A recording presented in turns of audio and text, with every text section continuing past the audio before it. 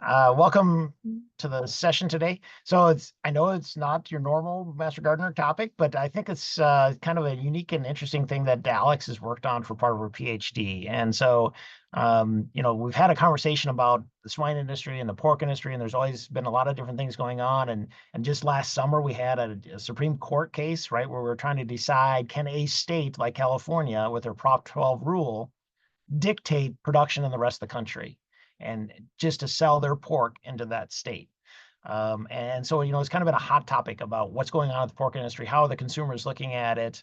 The end result is that, okay, the Supreme Court agreed that the way things are written today, California can do that still, but things are going to change. We're going to see some other things change with interstate commerce and shipping regulations, we think, in the near future. But the consequence to the California consumer was that their pork now is double its price, right? So they're paying $15 a pound for bacon, and so it's hurt the consumer, but they didn't realize what they were voting for back when they voted in Prop 12.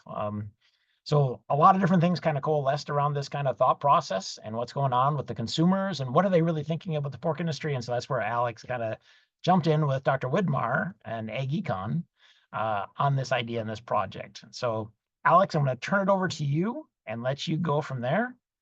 And then we'll both be here to answer questions at the end of the day. All right. Thank you so much, Dr. Ricker. And thank you guys for having me here today, too. I'm really excited to be able to share some of what I've been doing and what has really been kind of a passion project for me. So as Dr. Rickard mentioned, we're trying to figure out a little bit more about what is going on with consumers and if we can kind of get a glimpse into kind of what is important to them so that we can start figuring out kind of how we respond as members of the swine industry. So the topic of the hot topic for today is looking at hashtag pork and pigs, which is an online media listening analysis of the public perception of the U.S. swine industry. Oh, let's see. So just to give you guys a little bit of background about the U.S. swine industry. So the swine industry here in the U.S. actually provides over 573,000 jobs. And so that might be directly from pork producers. That also includes pork processing and packaging. And so you can see there are a lot of jobs produced just by the swine industry itself. Right now, we currently have over 60,000 total pork producers. And so that includes both large-scale production and small-scale production. And we are seeing a total of over 149 million hogs annually marketed. And so that includes grow-finished pigs, but also some of the cull sows that we see coming into the market. So that's going to be a lot of pigs that are coming in every year. And so with that, we see a total contribution from the pork industry to the GDP of over $62.6 billion. So that's a lot of money coming in from the pork industry. So this image of the United States that you guys are looking at is actually looking at the top 10 states with the most pigs. And so that currently includes Nebraska, Kansas, Oklahoma, Minnesota, Iowa, Missouri, Illinois, Indiana, Ohio, and North Carolina. So you can see Indiana is up there already. So with that, Indiana is currently sitting at number 5 in pork production in the United States. And so just in Indiana, the Indiana pork industry supports over 18.6 thousand jobs. Again, that's directly with pork production, but also pork processing and packaging. We have over 2.7 thousand total hog farms in Indiana. Again, that's going to include that large scale production, but also our smaller farms that we see. In Indiana, we have over 7.9 million hogs annually marketed. Again, looking at grow-finished pigs and those cull sows that we typically have that are going to enter the market. And so Indiana itself is contributing to the GDP $1.8 billion every year. So we're a big player in the swine industry and the total economy in the US. So looking at the structure of the pork industry, what's interesting about some of the regulation, aside from environmental regulations, the US swine industry is actually largely self-regulated compared to other countries.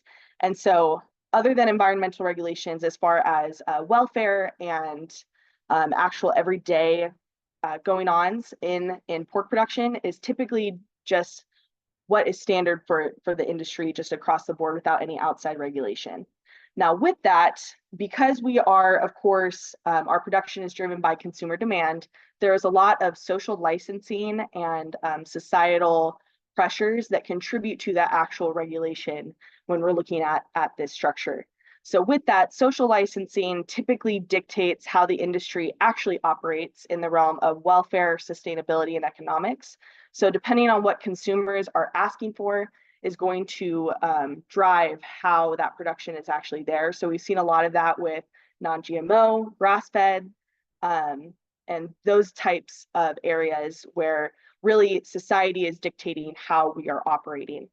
And so with that, we see that societal values actually adapt very often based on social trends, political views, outside legislation, and different purchasing trends that typically happen.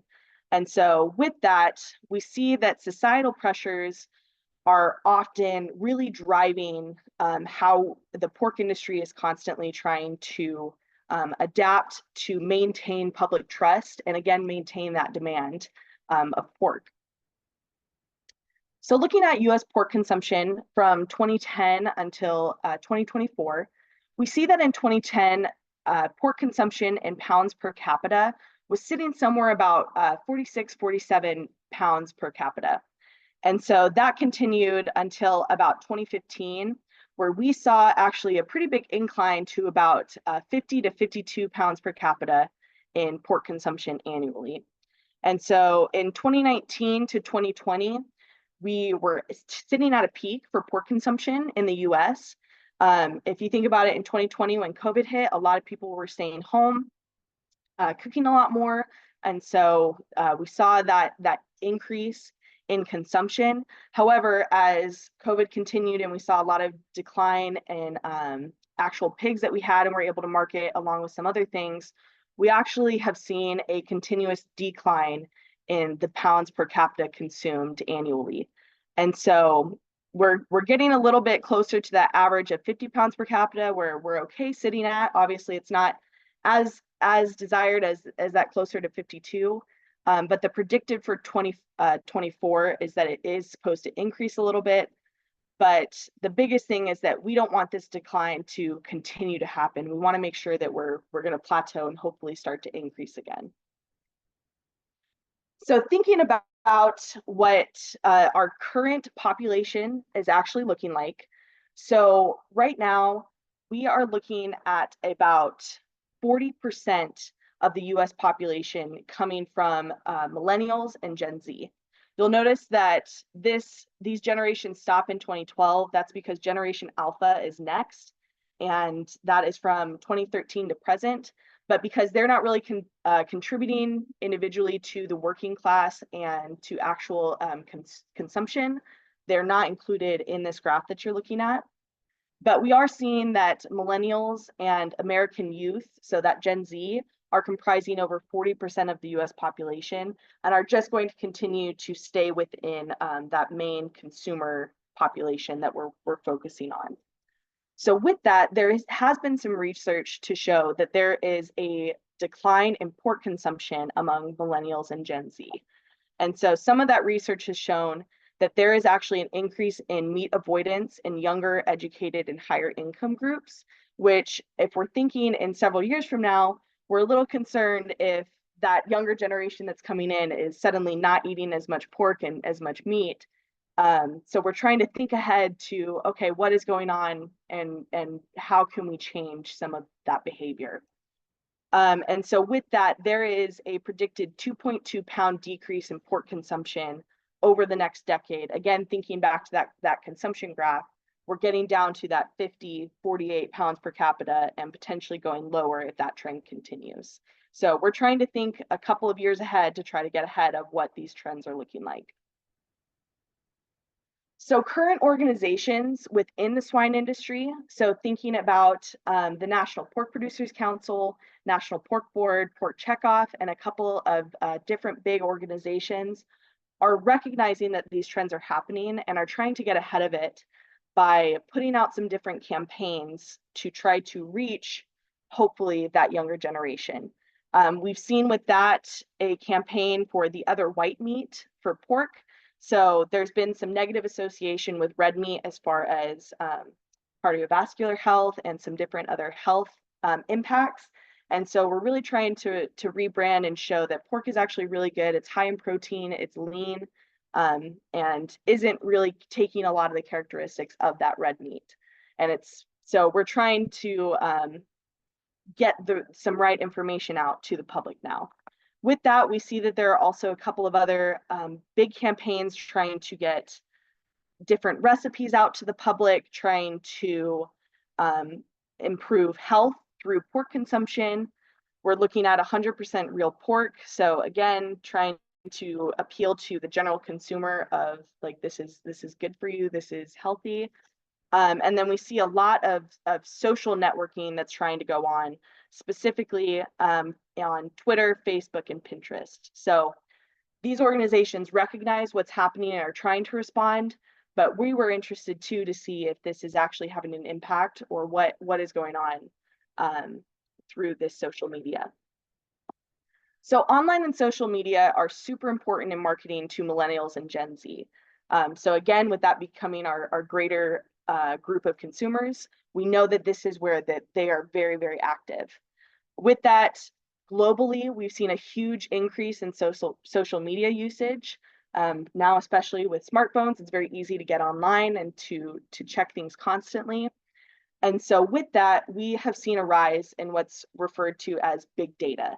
And so that is extremely large and diverse collections of structured, unstructured, and semi-structured data that just continues to grow exponentially over time.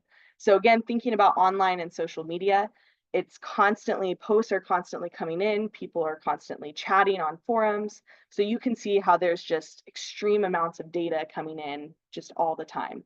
However, some challenges we see is that with that rich data set, sometimes it can be kind of challenging to figure out how to actually analyze that data. And then, especially in agriculture, be able to optimize our production practices and on-farm decisions based off of some of those results we're seeing from those enormously rich data sets. So we've looked at a couple of different polls too, just to see how different generations respond or use social media. And so looking at these two survey questions asking where generations get most of their information for news and breaking events, and then how often they are to purchase products after seeing an ad or a post online. What you notice is that the vast majority of millennials and Generation Z are going to be using online and social media to get their information, and it also has a huge impact on whether or not they're actually going to purchase products. So we know that online and social media is going to be really, really important when trying to target these groups. So online and social media, I've mentioned it a couple of times, but to actually describe that for the case for some of the research we've done, online and social media includes comments, posts, reviews, responses to any of the above, blogs, and more. Just to give you an idea of when we talk about online and social media, what does that actually look like? So online listening is what we are looking at that is an emerging research tool that actually allows for the comparison of online public perception to public interest by comparing online media presence to different things such as stocks, event attendance, retail markets, consumer trends, and even more. So we're able to take what people are talking about online and see how it compares to their actual consumptions. So searches using this online listening are centered around a desired topic using inclusionary search terms, so terms that we are trying to find that are associated to our desired topic, excluded terms, so any sort of term that potentially would pop up on a search that we're looking for but isn't actually relevant to our topic of interest. And then we can also look at specific domains and authors. And so, for instance, for the authors like National Pork Board or the Pork Producers Council, we're able to actually search for any posts or mentions of those groups. And then we can take all of that together and analyze public conversations and sentiments. So thinking about this and some of the background information that you guys just received, that led us to kind of question, are we able to use online listening analysis to explore public perceptions of the US swine industry to eventually understand some of those drivers of consumer demands? And so for this study, we used a platform called Quid Monitor, which is equipped with search and analysis capabilities for online media, including Twitter, which is now known as X, Instagram, Facebook, different news sources, blogs, and other media sources across the internet. It also contains the capability with their addition called the natural language processing, which is actually able to assign sort of an emotion or be able to analyze an emotion associated with a post, whether that be positive, neutral, or negative, which I'll talk a little bit more about later, and is also able to actually tune out different locations based off of where we're trying to look.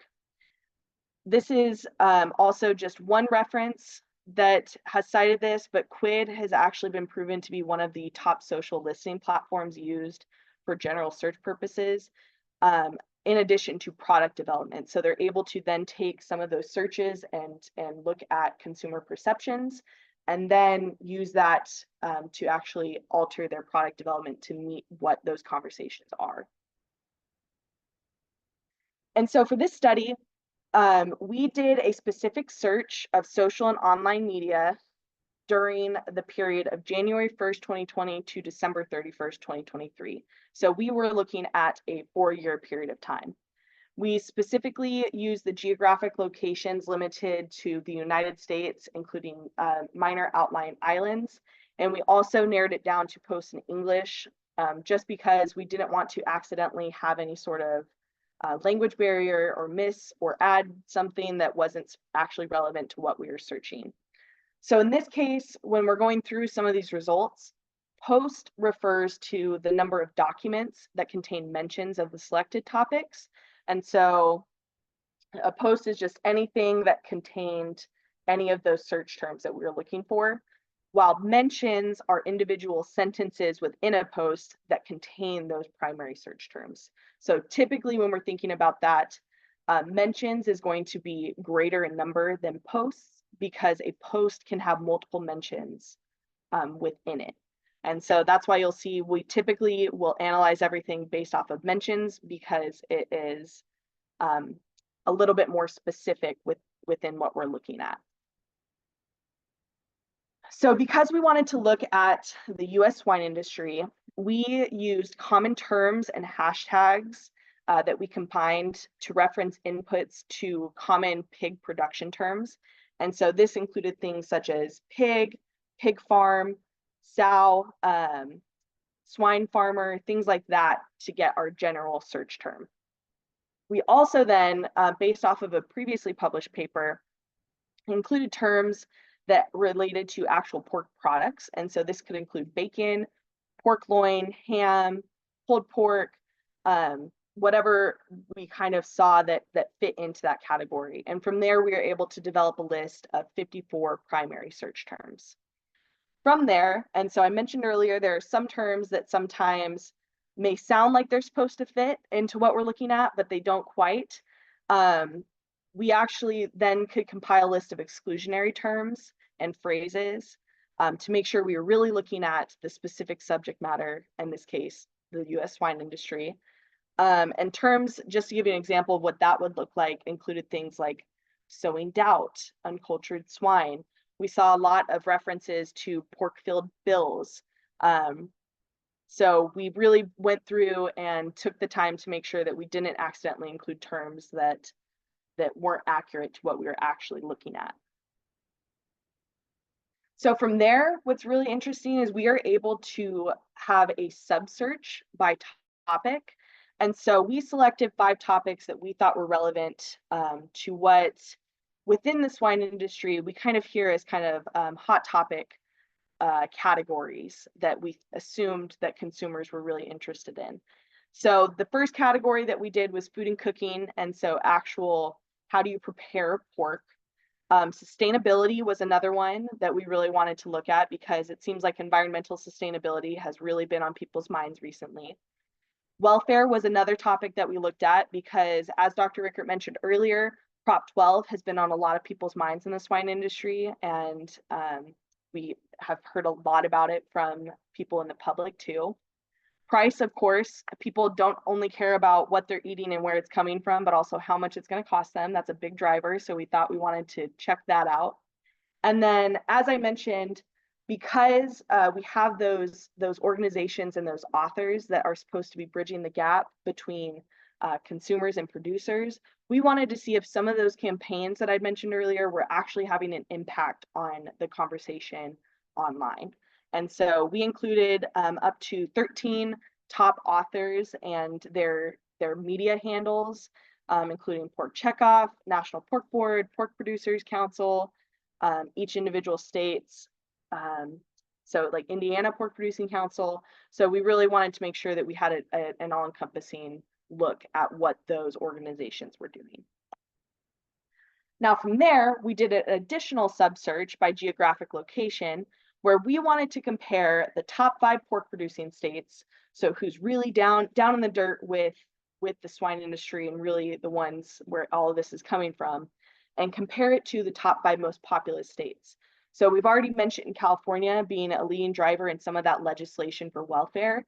And so we wanted to look if there was any difference in the conversations from those 2 different geographic locations. So before we get into some of the results, I wanted to give a quick disclaimer. So prior to 2023, location was only assigned if there was an actual location or geolocation metadata from the original post. However, in January of 2023, Quid was then able to estimate the location for posts that included specific terms, phrases, and location-specific terminology, which actually caused an increase in the number of posts collected. So to kind of adjust for that increase in the number of posts and to also make sure that we are accounting for the differences in population of states, we ended up calculating the average number of mentions by year, and then each month looking at the deviation from that average. And so this will make sense a little bit later when I show you some of the data that we've been looking at.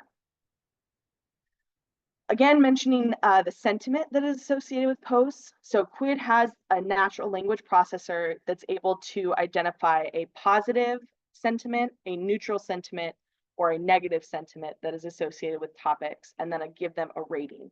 So a positive sentiment is something like everything's better with bacon. That has a positive sentiment in that phrasing. And so Quid can assign it a rating from 0 to 100.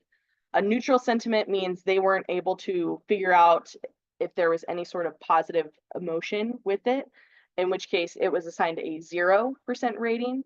Or negative sentiment, if someone were to post something such as the bacon was too chewy, that has a negative sentiment, in which case it will be assigned a rating from 0 to negative 100. And so the whole scale is negative 100 to positive 100. A more positive score, net, is a more positive association, and then a more negative score is a more negative association. So we're able to actually see what the public not only is talking about, but how they feel about those different topics. So looking at the results for the overall US, so we saw, based off of these topics on the left-hand side, general just refers to the overall search that we did. And we saw for the overall US that there was over 41 million posts associated with pork and pigs. So you can see all of the different topics and their associated number of mentions.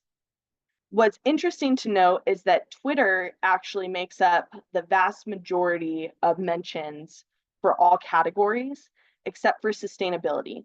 So if you look down here, sustainability, news sources comprise over 40% of the actual number of mentions. And so it's interesting to note that Twitter is such a prominent player in where these conversations are occurring. It's also interesting to note that of those 41 million mentions, only about 1,400 of those were coming from the top authors that we selected. So looking at that actual dispersion, because I know it's hard to kind of visualize with just numbers what percentages we're talking about. So for the overall US, we saw that about 50% of the entire conversation fell within food and cooking. And so people in the US care a lot about how they're eating and preparing pork products. From there, price was the second most discussed topic, sitting at about 7%. So again, going from not what are we eating and how we're eating it, but how much is it going to cost? And then what's interesting is that we only had about 4% of the conversation related to welfare, about 2% of the conversation related to sustainability, and much less than 1% of the conversation falling within that author category of those organizations. So that was surprising to me to see how little those campaigns were actually coming up in social media in this search. You'll notice that there is a large chunk of conversation that we weren't able to encompass. That's that other category. And so there's about 37% of the conversation happening online related to pork and pigs that did not fall within those 5 categories that we selected. So while we're not able to go back and see what those specific categories and topics of conversations may have been, we can see that there's something else that the public is talking about that didn't fall within our topics. So this is now looking at the overall top 5 most populous states and what we found there. And so we saw just for the general search, about 9 million total mentions. And again, you can see that Twitter is going to be basically our #1 source for these conversations. So it's, again, a really big player in where these conversations are happening. What I found super interesting in this search is that for the top 5 most populous states, we did not have a single mention coming from those top authors that we selected. And so that's a little concerning, thinking about these top 5 states where a huge majority of our sales are going, and yet we're not seeing any impact from those top authors that are trying to be involved in the conversation there. So that's something that I found super, super interesting and was very surprised about during this analysis. So then looking at that dispersion, we see that it's pretty similar to the overall search for the overall US, but we did see there is a lot more of the conversation that is unknown, so sitting at about 44% versus that 37%. But again, food and cooking is making up the vast majority of this conversation online at about 48%, followed by price sitting at about 4%, welfare at 3%, sustainability at 0.76%. And again, author had no contribution to that conversation in the top 5 most populous states. And that, again, is surprising to me, especially when we saw something like Prop 12 that just got passed, having such a huge impact on the swine industry, yet the top 5 most populous states, including California, where that is coming out of, there's no conversation surrounding welfare or sustainability when that's something that they're leading. So again, are they actually concerned about it, or is this something that was just pushed through somewhere else? Now looking at the top 5 pork producing states. So again, you can see that we have a decrease in the overall number of mentions, but again, a lot of that has to do with population, which we adjusted for later. And we see that the majority of the overall mentions from those authors are coming from the top 5 pork producing states. So it seems like a lot of the conversation is happening within the swine industry, and we're just talking to ourselves a lot of the time. And then again, a big thing to point out is that Twitter for all of these topics is where a lot of these conversations are occurring. Again, looking at that dispersion as a percentage. So food and cooking, again, is making up a huge chunk of that conversation, followed by price at about 4%, welfare at about 3%, sustainability at about 0.76%, and then very minimal amount of the author. Okay, so now getting into some of those likes and dislikes that I had kind of brought up. So looking at the overall US, I have this broken down by year now. And so you'll notice for the overall US, for the general search, Twitter again is making up the vast majority of where these conversations are occurring. So we see a trend here that Twitter is a big player where people are getting their news sources from. So from that, I wanted to point out what these top likes, dislikes, and things refer to. So the top 5 likes for each year refer to the top 5 words or phrases that have a positive sentiment associated with it. The top 5 dislikes refer to the top words or phrases that have a negative sentiment associated with it. And the top 5 things refer to words or phrases that were not assigned any sort of sentiment, but were the most often recurring mentions throughout the search. So starting with the likes, what you'll notice is that there are several words that kind of come up again and again. So each year we see win is a term that is a positive association that keeps popping up. We weren't able to find specific areas that this was associated with, but overall, it seems like people are just, when it comes to pork and pigs, everybody's a winner. They're excited about it. There's some positive things going on there. Another term that we see come up again and again is the term great. And so that's really nice to see, is that when people think about pork and pigs or discussing pork and pigs, it's great. We're having positive thoughts on that end. Also, what you'll notice is that breakfast and dinner show up for each of the 4 years. And so that too is interesting to take note, is that when people are thinking about pork and pigs or consumption of pork, they're primarily thinking breakfast, which we saw a lot of mentions to bacon, and they're also thinking dinner, whether that be an inclusion of pork or an actual cut of pork that they're having on their dinner plate. Next, what I'd like to point out in the top 5 dislikes. So in 2020, something we all know happened was the outbreak of the COVID-19 pandemic. And what happened online is that we actually saw a lot of comparisons of COVID-19 to the H1N1 swine flu. And so you will see this happen a lot, where in 2020, this is where a lot of the conversation is occurring around, which isn't awesome when a lot of COVID was being compared to the swine flu. And with that, again, looking at how that carried on, a lot of the negative association with pork and pigs is we see a lot of kill, die, and so people are, we don't know if they're thinking about some of the deaths that may be occurring from COVID-19 or the swine flu, or if they're thinking about just production practices and some of what goes into at market. Animals have to get to the meat somehow, and so we don't know if that's the association that they're getting from there.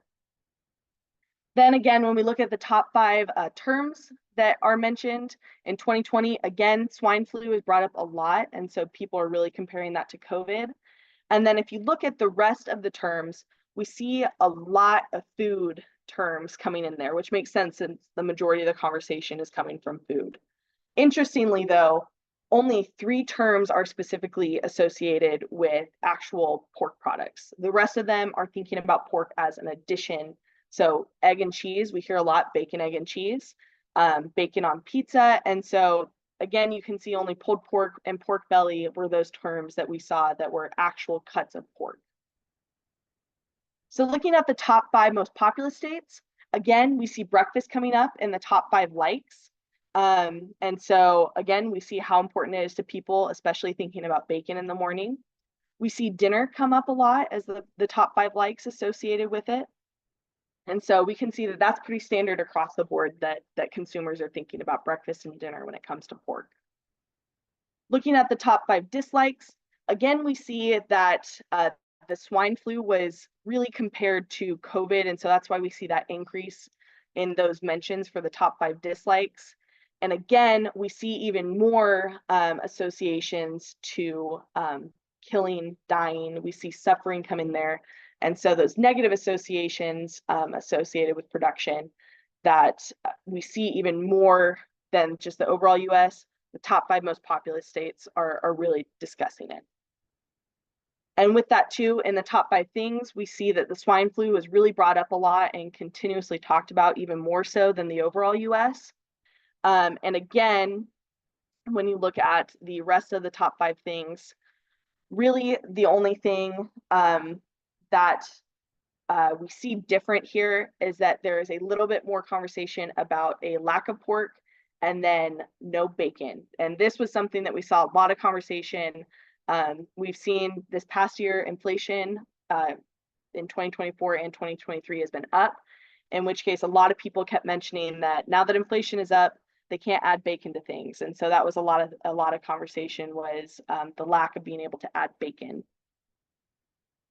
Now looking at the top 5 pork producing states, again, we see a trend. Breakfast is super important to people when it comes to pork and pigs.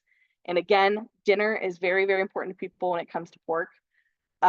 So nothing really different there across those 4 years for the top 5 pork producing states. Again, we see a huge conversation around swine flu in 2020 compared to COVID.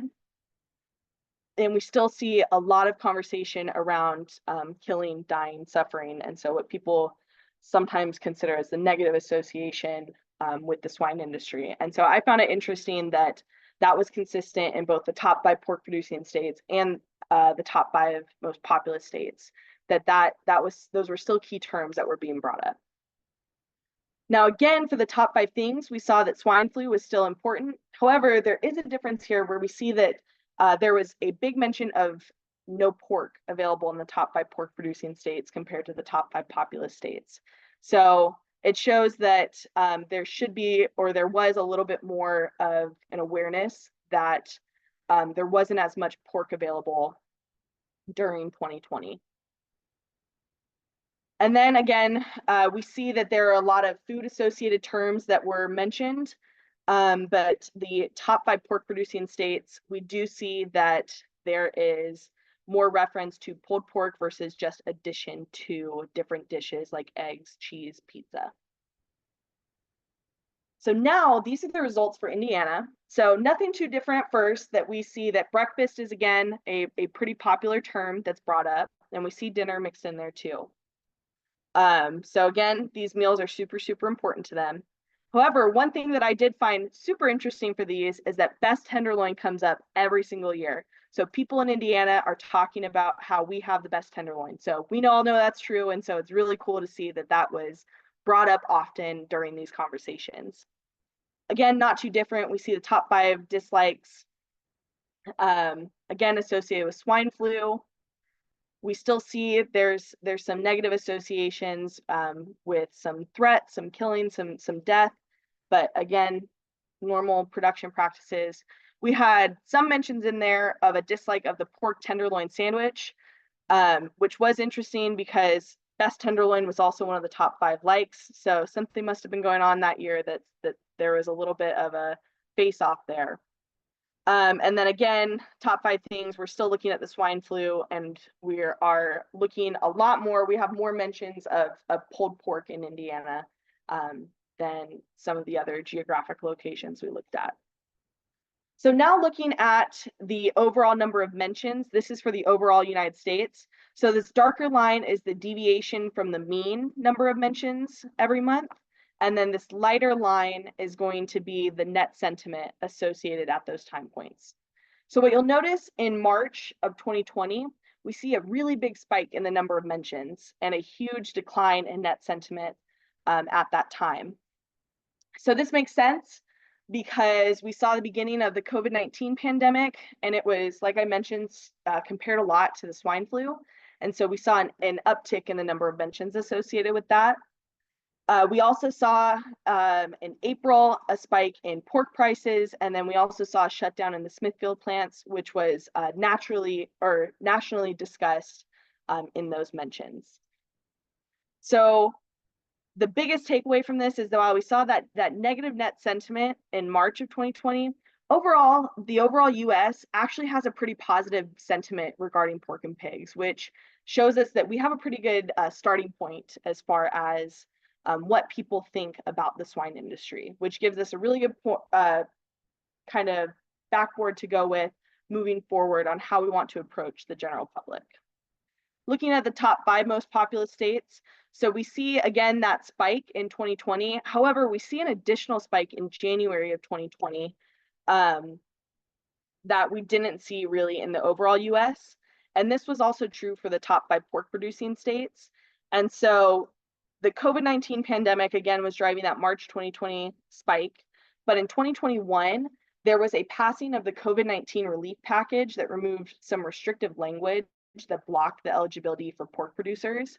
And so we saw an increase in funding to compensate for those pig farmers that were forced to euthanize animals due to the supply chain disruptions during the pandemic. And so that was something that was interesting to see, that both the top 5 pork producing states and top 5 most populous states were discussing. So some key takeaways, I know we're getting close on time here. We saw during this study that food and cooking is by far the most referenced topic related to pork and pigs. And so we're able to take away from that we know that this is where the majority of the public is interested to the swine industry. This is how we get them in. Price is the second most discussed topic. And so we know that this is, again, very important to consumers. It's not just what they eat, but how much it's going to cost to put pork on their table. Interestingly, welfare and sustainability appeared to be a bigger concern to the top 5 pork producing states compared to the top 5 most populous states. I would have assumed that would have been flipped, especially with the legislation often coming from the top 5 most populous states.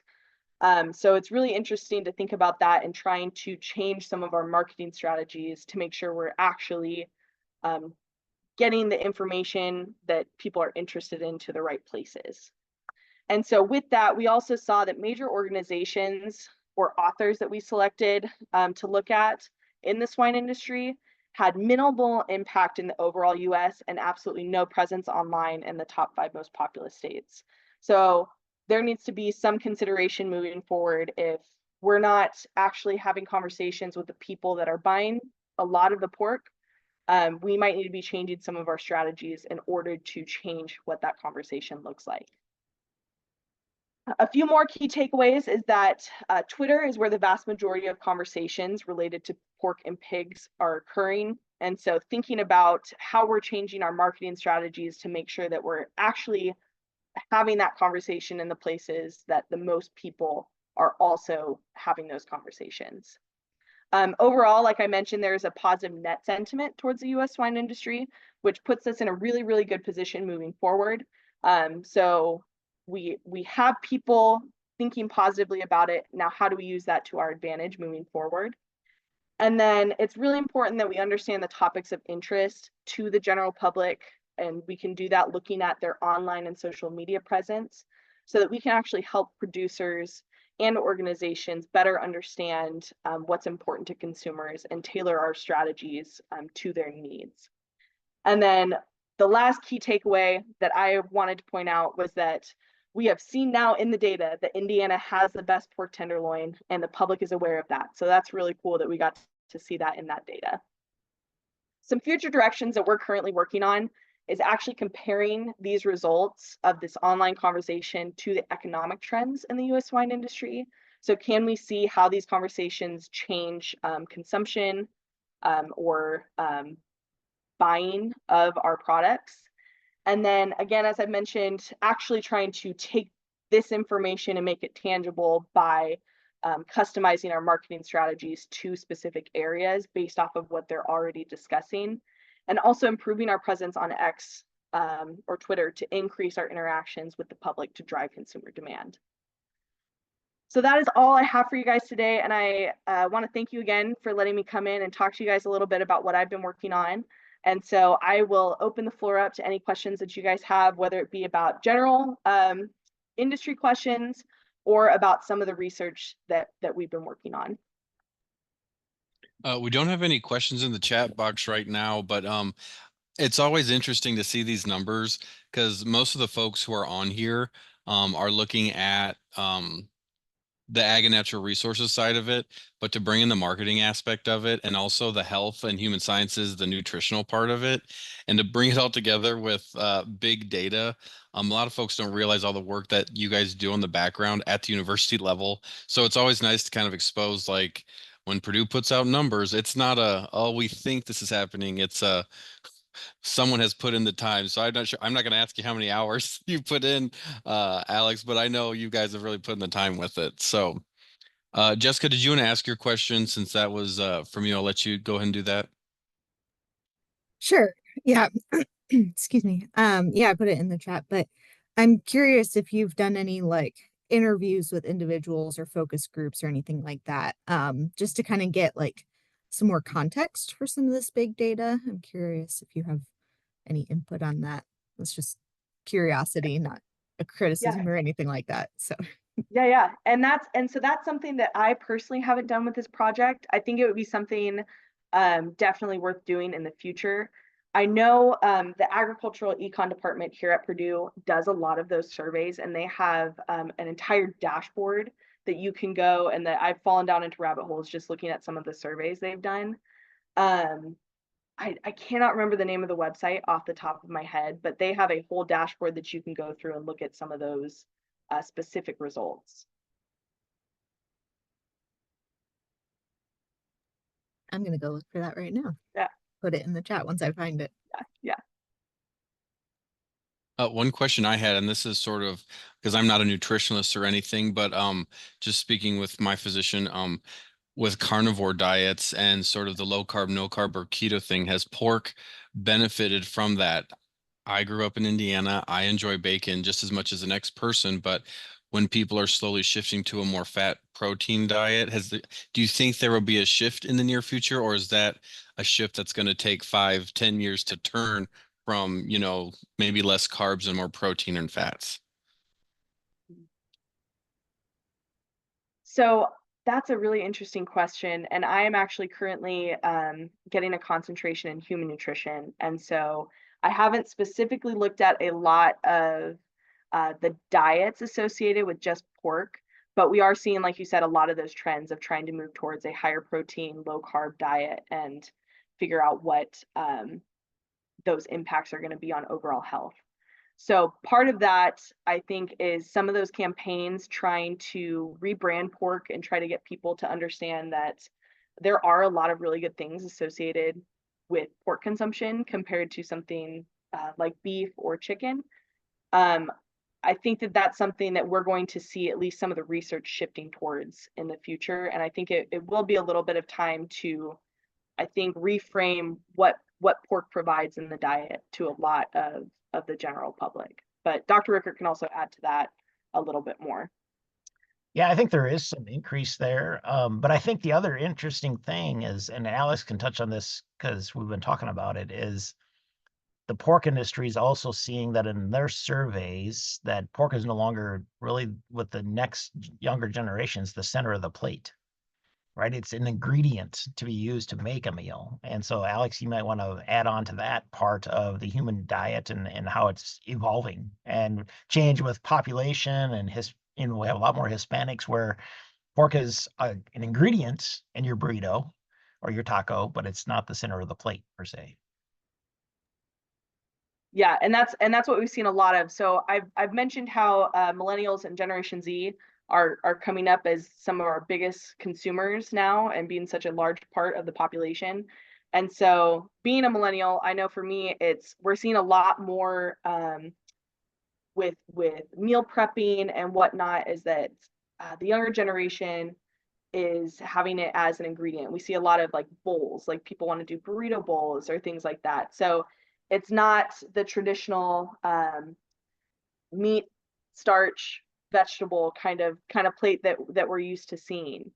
And so that too is we're trying to look at how do we rebrand this and hit that target of trying to increase, well, this is what you can include pork in now. And it's more than just bacon. It doesn't have to be just bacon that you add to things, because a lot of people just want to add bacon. And I have nothing against it. I love bacon and everything. It makes everything better. But that's something, so So we're looking at different techniques. So air frying different things is becoming really popular. People want something that's quick. And we saw a lot of conversation too about people still having that issue with overcooking pork. And so it's really about trying to meet what people are actually using for their meal prepping and what they're eating, and also teaching them how to do it in the best way. And so that I think is going to really also shape what we see in the diet of that younger generation. And Alex, just to add to that a little bit of unique thing that I just we started doing here in our meats lab, and beef is expensive, right? And ground beef is expensive, and so I find it interesting. It's going to be really cool to see how this kind of goes for the next few months here in our Purdue butcher block and our meat sales here in the animal science department. But one of the new things we've tried to sell is a blend of ground beef and brown pork together, and it's $1.50 a pound less than ground beef. But at a 50-50 blend, it's going to move a lot of pork, but it still gives you that same beef flavor and so on that you're looking for at a much cheaper price. And so it'll be interesting to see if that does well the next several months here in the department, as a product that people want to get the ground product, but they're a little bit hesitant about ground pork all by itself or ground turkey by itself. But if it's a blend with beef, so far initially the sales looked really receptive. And so I personally bought some and tried it. It was excellent. So I think that evolving development and how to move pork products out, this might be another area that you start looking at as blending together with, say, chicken and pork, or beef and pork, or other things, right? And you mentioned the butcher block. I've never been disappointed with Purdue. So if anyone's on campus, I don't know what your guys' hours are, but it's always fun there. We did have another question. Where have your studies, findings, and conclusions been communicated externally? I've wondered how those have been strong external supporters in populous states of improved welfare and sustainability and approaches would view them. And if I butchered that, Kirk, you can chime in. Yeah. Well, you guys are the first to see it. So we haven't got there yet.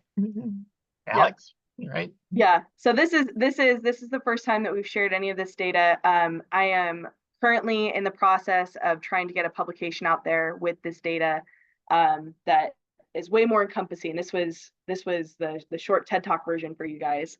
But that is something that I'm also interested to see some of that response that we're going to get, because I think kind of how I have mentioned that the organizations within the pork industry seem to be talking to themselves and just kind of echoing off each other.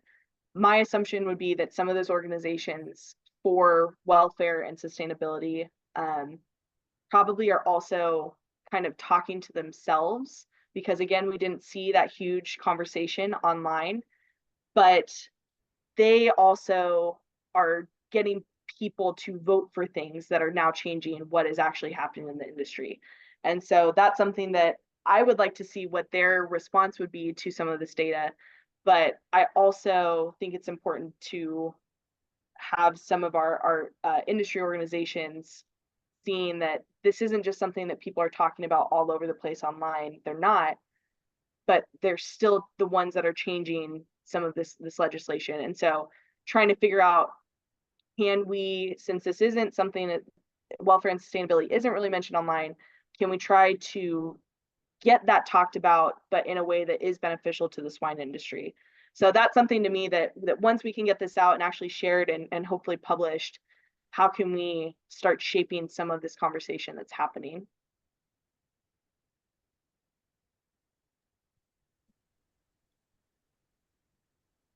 All right. Yeah, and then he responded with, thanks for the opportunity to be your first audience and the great ideas. So we appreciate that. Any other questions? We'll do kind of a last call here. We've got some about 5 extra minutes. So I'm going to go ahead and stop the recording for now. Thank you everybody who joined us. Just a quick reminder, we've got that. I did put the post-program survey in there. If you could answer those questions, we'd appreciate it. For next week,